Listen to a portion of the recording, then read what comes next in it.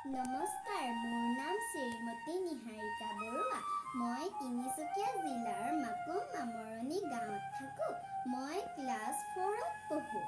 পোনপ্ৰথমে মই north east dance ধামাকাৰ সকলো কৰ্মকৰ্তাক ধন্যবাদ জনাইছোঁ আমাক এনে এখন মঞ্চ দিয়াৰ বাবে। মোৰ হবি হৈছে ডান্স, আৰ্ট আৰু কবিতা আবৃত্তি। মই বিহু নাচিও ভাল পাওঁ।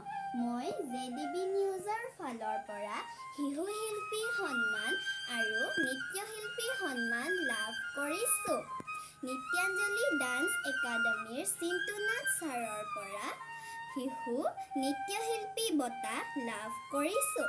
ইয়াৰ উপৰিও ৰাষ্ট্ৰীয় কলাভূষণ এৱাৰ্ড, অসম সুভাষা বঁটা লাভ কৰিছোঁ।